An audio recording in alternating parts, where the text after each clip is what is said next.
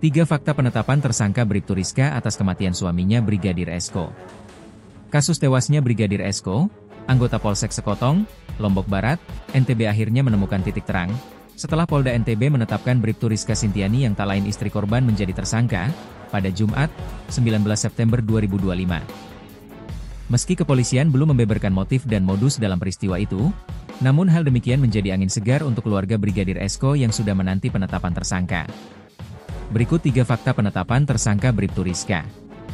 1. Gelar perkara dilakukan secara tertutup. Sebelum penetapan tersangka, Polda NTB terlebih dahulu melakukan gelar perkara kasus kematian Brigadir Esko bertempat di Mapolda, Jumat, 19 September 2025. Gelar perkara ini dilakukan secara tertutup. Keluarga Brigadir Esko juga tidak dilibatkan meskipun tim kuasa hukum Brigadir Esko sudah melakukan permintaan untuk diikutsertakan dalam gelar perkara. Tak berselang lama setelah melakukan gelar perkara, Bribtu Rizka Sintiani ditetapkan sebagai tersangka. Hasil gelar perkara penyidik menetapkan istri korban sebagai tersangka ya, ungkap Kabid Humas Polda NTB, Kombes Pol Muhammad Khalid. 2. Keluarga menduga pembunuhan berencana. Ayah Brigadir Esko, Samsul Herawadi mengungkapkan, dengan menantunya menjadi tersangka, ia menduga bahwa pembunuhan terhadap anaknya itu dilakukan dengan perencanaan. Tidak mungkin dia sendiri. Mustahil dia sendiri. Paling tidak terlepas dari keluarganya. Dan saya yakin ada pihak luar yang terlibat dalam hal ini, terang Samsul. Pihaknya mengharapkan supaya kepolisian melakukan pengembangan terhadap orang-orang yang terlibat dengan adanya aksi dugaan pembunuhan.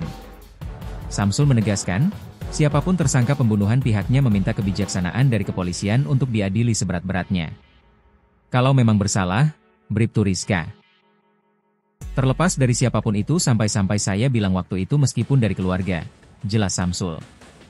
3. Kuasa hukum Bribtu Rizka sebut ada kejanggalan.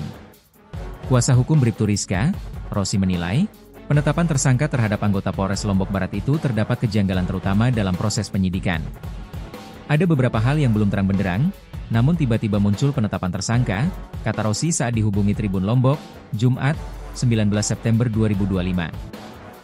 Namun Rosi tidak menyebutkan secara eksplisit kejanggalan yang dirasakan pihak Bribtu Rizka.